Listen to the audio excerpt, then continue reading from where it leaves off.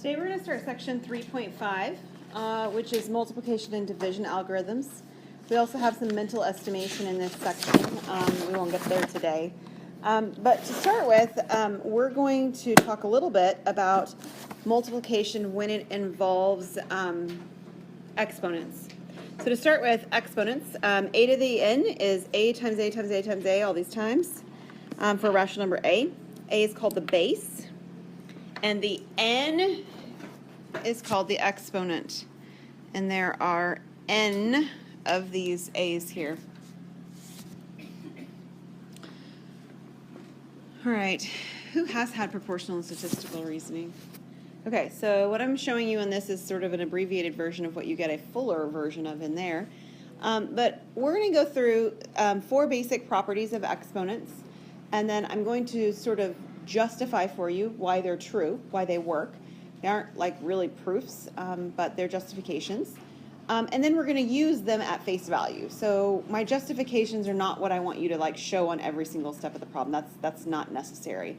But I would like for you to know why they work, so that when a child asks you at some point, but why? Why is that the case? You can at least know that you've seen that before and you can come back to them with an answer later.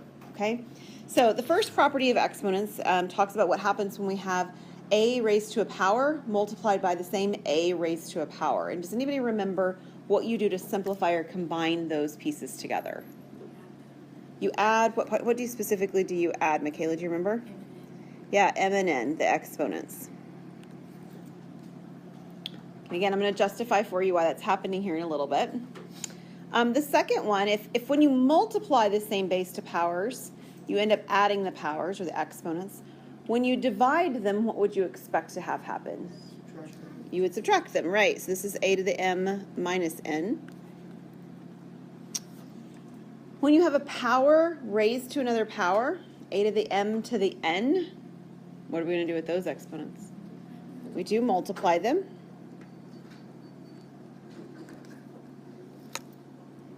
And when you have multiplication, specifically this is multiplication, this is not addition. So please do not think that you can do this with any operation. True only for multiplication raised to a power. You can distribute the power through the multiplication.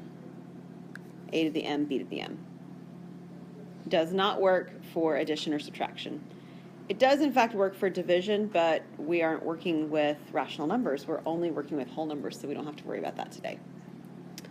All right, so let's take a look then with why these are the case. So the first one we said is that these are added together, so let me justify for you why that works. So the example we're going to do is a to the third times a squared. So what does a to the third mean? Yep, a times a times a. And what does a squared mean? A times a. And if you count these up, how many a's do you have? 5 of them. So this is a to the 5th. And if you look back at the numbers we were talking about, 3 and 2 make 5 with addition. Okay, so there's a justification by a specific example, I realize, of that fact happening. We're going to do a division one, similar. So again, we expect that it should be subtraction. So we're going to do a to the 4th over a to the 1st. So a to the 4th means a times a times a times a. A to the 1st means just a by itself. And if you take a look at these, what do you notice that you can do? You can cancel, or to reduce, you can divide out an a, leaving you with 3 a's, which is a cubed. And again, how do we get from 4 and 1 to 3? We subtract.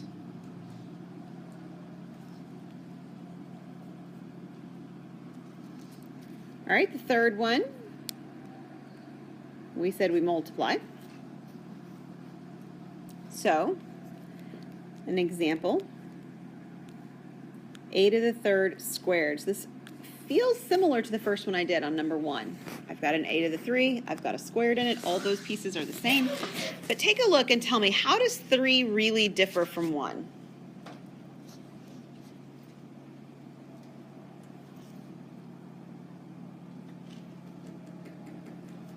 What do you see? What do you notice different? I don't mean the answer, I mean the problem, how it's set up. How does this differ from this? Yes, thank you, Dylan. On 3, there's a power on the power. That doesn't happen on number 1. On number 1, there's 2 bases, each with their own power being combined, right? On number 3, there aren't 2 bases, there's just 1 base. Okay, so let's take a look at how this one works out. Y'all told me just a moment ago that a to the 3rd is a times a times a. And then I have that squared. So squaring means multiplying something by itself. So I have a times a for a total of how many a's? 6. And how do we get to 6 from 3 and 2? We multiply. Okay, the last one is a distribution type property, a to the m, b to the m. And I want to use an example, which is just a, b to the 3rd. So raising to the power 3 means multiplying something by itself 3 times. Like that, right? AB, AB, AB.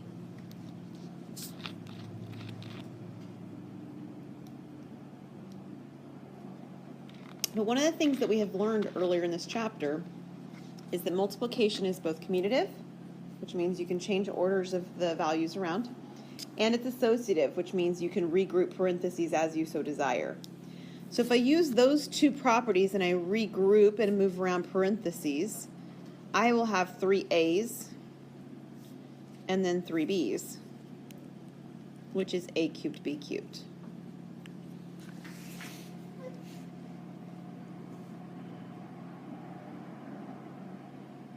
Okay, so nothing mysterious about the properties. We won't be justifying our properties anymore. That's not what and I won't ask you to justify them on the test. That's not the goal. But I do want you to know that there is a reason behind them. What we are going to do is we are going to take examples and apply the properties where we do have numbers. We don't necessarily have a's and b's as bases. We have, in this case, 5's on number 1. So what you'll notice on this one is that we are multiplying. There are 3 of them being multiplied. What do you think we would do to simplify this one?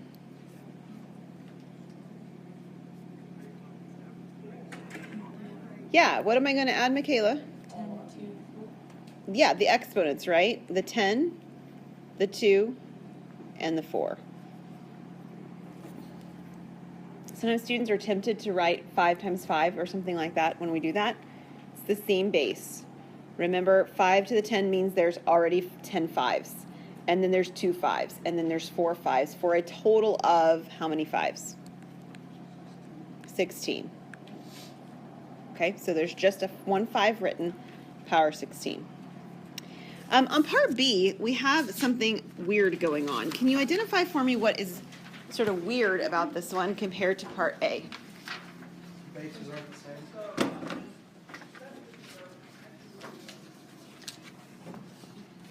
Sorry, a little background noise there. Yes, the bases aren't the same. I have a 6, I have a 2, and I have a 3, right? So that's not good. All of the properties, like all of them, hinged on having bases that matched, right? 1, 2, and 3, at least, where I was actually working with combining bases together. So in order to use any of properties 1, 2, and 3, I absolutely have to have the same base. There's a couple of different ways that you could get the same base here so that things can be combined. Do you have any ideas as you're looking at it how we could change this so that I would have the same bases? What's that? Yeah, I could break 6 apart. 6 is 2 times 3. So I could rewrite this as 2 times 3. that is now raised to the power 4, and then I have 2 cubed and 3 cubed. Now, this is property 4, where I can distribute my power. So I have 2 to the 4th, I have 3 to the 4th, and then I have 2 cubed, and I have 3 cubed. And not all the bases are the same, but we do have some that match, right? So I can combine the ones that match. I've got 2 matching 2s, so I'll have 2 to what power? 2 to the 7th. And then the other one would be the 3s, which would be 3 to the 7th. So this is one way to combine them. There's another way too. But does everybody understand this one first? Do you have a question, Michaela? I think you're going to explain that. What is your idea? Putting 2 in the bracket. 7. Yep. All right, so the other way to do it would be to recognize, and it only works because the powers are the same. I've got 2 cubed and 3 cubed here. They both have a power of 3. And I could use that property number 4 in reverse, where I pull the power of 3 out. I undistribute it. Because it matches. Otherwise, I couldn't do it at all. It's because it matches. And so I end up with 6 to the 4th, and I have 6 to the 3rd. So my bases are the same on this one as well, which would give me 6 to the 7th. Because of what we've worked on so far, either of those would be perfectly reasonable answers for this question and perfectly reasonable ways of doing the problem. 6 to the 7th in some ways is nicer because it's a single pace to a single power. That's friendly. The other one is a little bit friendlier in some regards because the factors, the bases are prime. We'll talk more about prime factors when we get to chapter 4, but either of those answers will work. All right? Awesome. All right, so we're going to shift out of algorithms for multiplication, and we're going to take a look at least not multiplication, for exponents, and we're going to look at multiplication algorithms next. So we have seen algorithms for addition and subtraction. You will see some of the same titles within these, and the first one is an example of that. This says expanded standard algorithm. So I'd like to, I don't think I have it written down, so let's actually do it real quick over to the side. I'd like to do the standard algorithm so that you can see sort of the pitfalls that sometimes students run into with the standard algorithm that maybe are not so familiar to you or that you wouldn't be expecting. So 48 times 32. First of all, they're going to use crosses at this point, right? X's. Let me see. All right, so tell me what it is that you remember you do when you have a 2-digit number times a 2-digit number. What do you do first? 2 times 8, right? So I start on the ones column and I multiply straight down. 2 times 8 would be 16. And I write down the 6 and I carry a 1. Okay, so we've already talked about the fact that carrying makes things a little bit awkward and weird. It's about to get weirder. What do I do next? So now I'm not even in the same column. I'm crossing over columns. That's a little awkward and weird. 2 times 8, or 4 is 8. And in the middle of multiplying, I'm going to add the 1. Nice, right? Yeah. And then I do something even maybe stranger, and I put this sort of weird 0 in.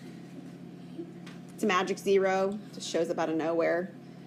Teachers often don't do a very good job of discussing why it shows up. It just does. And then what would I do? 3 times 8. Yeah, I do the other diagonal, which is awkward and weird. 3 times 8, which is 24. And there's still a 1 that's hanging out up there, but it's really not supposed to be there anymore because now it needs to be a 2. So if I forget and I leave the 1 there, it's going to look like 12, which is not good. And then I'm going to multiply 4 times 3, which is 12, add my 2 in the middle of multiplying to give me 14. And when I'm all said and done, I'm still not done. I still need to add some more together, right? So I have, again, from the left or the right to the left, I have a 6. I have a 3 carry my 1 to give me a 5 and 1, so 1536. So obviously you guys have managed to learn how to do this without, committing too many problems or we would have other issues. But this is a struggling thing for kids. I have a daughter who is a freshman now in high school. and school comes very easily for her. It just does. And she doesn't have to really work that hard, but she still does. Because a 97 is not good enough if she can get a 98. That's just who she is. But when she was in third grade, second grade, whatever, learning these algorithms, this killed her. She could not figure out what was going on in the slightest. And it was really difficult for the smart kid, quote unquote, right? So it's not just the kids that struggle academically that don't always, that always get hung up on things that get hung up maybe. It may be the kids who don't too. So I want to show you a few other ways. I mean, and obviously at this point now she can do this and it's not a problem. But she only got to the point of being able to deal with that and be comfortable with that because I actually showed her a couple other methods. And this first one is not the one she liked either, by the way. This is my favorite method. This is called the expanded algorithm. I mean, not this one. The next one, partial products, is my favorite. But this one's expanded. It's similar. So we did the expanded algorithm before, and what we did is we separated this to say 40 plus 8 and 30 plus 2. Do you guys remember that? We did that with addition. And what we did is we actually added straight down, of course. We are multiplying here, so the idea is that we do the multiplication in stages. So I've got my multiplication here. So I have 16. And then I have 2 times 40, which is 80, and I write them down. So what this does, number one, is it reminds students that there's place value to their numbers. 40 is not 4. It's a 4 in the tens place. It's 40. Okay?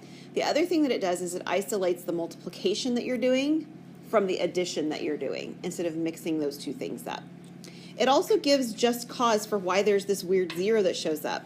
There is a weird 0 that shows up when I multiply by 3 because 3 is not really 3, it's 30. Right? So when I multiply 30 times 80 and I get 240, there's a 0 there because of the 0 and the number 30. I'm multiplying by 30. And then I need 30 times 40 to give me 1200. The last step is to add them all together. I have 6, I have 8, 9, 10, 11, 12, 13. And I've got to carry my 1, and then I have 5 and 1 for 1536. Is there a little bit more writing? There's a little more writing. Not a lot more, but a little bit more. But I have definitely isolated the operations, which can help kids a lot. Partial products, the next algorithm is my favorite. Partial products does the same thing that we just did, but it creates a diagram to go with it. So for your visual learners, this one is really nice, which is partly why I thought that, or partly why I like it is because I am a visual learner. Oh my goodness, come on. So we're going to write 40 on top and 8. You could put the 30 and the 2 on the left or on the right. I'm going to put it on the right because I have to put the next one in my next algorithm on the right, so I just always put my numbers on the right to not confuse the issue. And each of the boxes is the product of the row and the column that you're on. So for instance, if I'm trying to fill in this box, well, it's on this row, I'm sorry, that column and that row. So that green box is the numbers 40 times 2. Okay, and I can fill in the boxes in any order, so it does allow for some flexibility. If you want to be, top, down, left, right kind of person, then you can do that too, of course. So this is 1200. I can do 8 times 30 is 240. I would have 40 times 2, which is 80. And then I would have 8 times 2, which is 16. And then just like with the other method, the 4 numbers that are in the middle of the boxes would be added for 1536. This actually works really well no matter if you have a 2-digit by 2-digit or 3-digit by 2-digit or 3-digit by 5-digit. You can create all these boxes. You can multiply all of your rows and columns. You can get all your boxes, add them together. It works no matter how big the multiplication is. Okay? I like this one because it's visual, and let me actually show you the visual that's going along with this that's hiding a little bit. It's an area model is what's really happening. So what you really have here is, let me see, I've got 48 and 32, is that you really are splitting the number 48 into 40 and 8. And the number 32 into 30 and 2. Okay, I ran myself out of space. Let me shift it. So when I multiply 40 times 30 and I get 1200, Do you see that visually that makes sense? It's a very large area of my diagram. The 8 times the 30 is the 240. Of course, it's not perfectly to scale, but you have some sense of why that's happening in terms of area. If you had it gridded in, or if you were working on a grid with smaller numbers, you could actually count these things up and show that that's what's happening when we're multiplying, is we're getting this gridded amount. So I have my 80 down here, of course, and my 16. So when I do it out, right, I abbreviate and I do this. But if I were showing it to kids for the first time, I would definitely show them this with smaller numbers on a grid, so they can see where this is coming from. Okay? Partial products. The next method was the one that resonated with my daughter for whatever reason. And then we've heard this one before. It's called the Lattice algorithm. We did it for addition, not for multiplication before, but it has a similar feel to it. What I do is I make, well, actually, let me make my box first. Because I'm multiplying a 2 by 2, I'm going to have a box that's 2 by 2. Okay, like partial products. The number 48, I'm going to isolate the individual numbers, the digits themselves, with the 4 and the 8, like that. And I'm going to isolate the 32 the same way for 3 and 2 on the right-hand side. Okay, so far so good? All right, when we did lattice before, what you saw happen is you saw us make these diagonal lines everywhere. So we're diagonal line things again. When we worked with it before, we were adding components. Here we are, in fact, multiplying components together. But we still have the tens digit in the top corner, the ones digit in the bottom corner.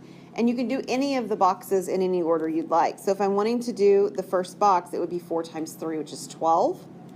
12 is 1 10 and 2 ones. 8 times 3 is 24. It's 2 tens and 4 ones. 4 times 2 is 8. That's just 8 ones. I can either leave the box blank or I can put a 0 if it's bothering you. And then 8 times 2 is 16. That's 1 10 and 6 ones. Okay. So again, you're isolating all the multiplication in one step. This is very nice because it's all single-digit multiplication, which if your kids have learned their multiplication tables is a routine exercise. It's not something they should be stressing about when they're multiplying 2-digit things together, right? Single-digit multiplication. And then, like we did when we were doing addition, we extend our diagonals.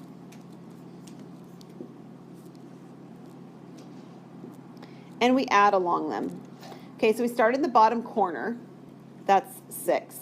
We're only looking at the numbers inside the box. Our multiplication, factors on the outside, we're not multiplying, we're not adding those in. That has nothing to do with it. It's only the values inside the box where I actually got the products. All right, and then the next one along this diagonal, 8 plus 1 plus 4. What is that? 13. That's 13. So I'm going to write down my 3, and I do, in fact, have to carry. That is part of it. And I carry it over to the next column over. So I've got 2 plus 2 plus 1 for a 5, and then I've got the 1 in the top corner. So my answer is down here at the bottom, 1536. So what's going on behind the scenes is, of course, just like with addition when we did the lattice method, the diagonals are putting them in place value along the diagonals as we do our multiplication. And I've isolated the multiplication step from the addition step with the lattice algorithm. Any questions on that? Okay, we're going to shift to do some division algorithms. The standard algorithm, the one you think you know and love.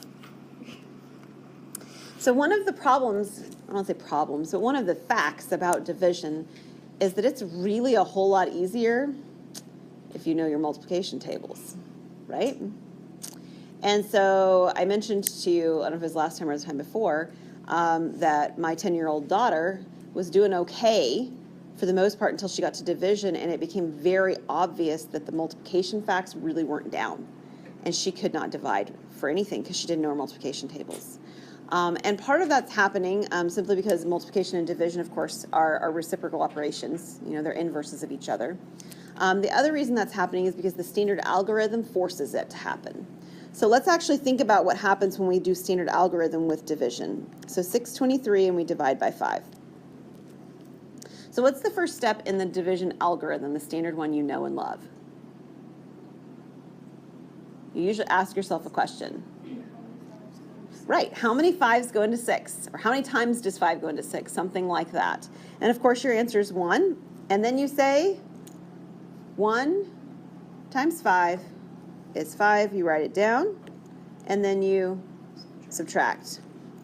So 6 minus 5 would be 1. And then you don't have to necessarily draw it this way, but you could. You bring down the next number, 2. So 12. And you say it again. How many times does 5 go into 12? And the answer is 2. And 2 times 5 is 10. And you subtract and you get 2. You bring down the next number, a 3. How many times does 5 go into 23? 4. 4 times 5 is 20. And I have 3 left over. And I stop. We're not doing decimals. We're doing remainders, okay? So we stop and we say that our answer is 124, remainder 3. Okay? 2 things. Number 1, there are legitimate disabilities where students have difficulty memorizing things, right? Like documented IEP kind of stuff. And so if there's difficulties with learning needs of being able to memorize, it makes division almost impossible without having like a cheat sheet there kind of thing, right? Like an aid to be able to do this. And even if you have the aid, it certainly still makes it really long and detailed, right? Because I have to go through and look for the multiplication that works every single time. The other thing about this method is that if you're dividing by something that's bigger than a single digit number, like what happens if you're dividing by 14 or 27? I don't know my 27 multiplication tables, right? There's a little bit of guess and check going on when you're working with bigger division. You're dividing by bigger numbers. So this algorithm has a little bit of guess and check going on for either of those reasons, if you're dividing by bigger numbers or if there's learning issues going on with memorization, that make it really difficult. Okay? So we're going to stop here, but there is another method that does not require memorizing your multiplication tables, and that's the method we're going to talk about next time.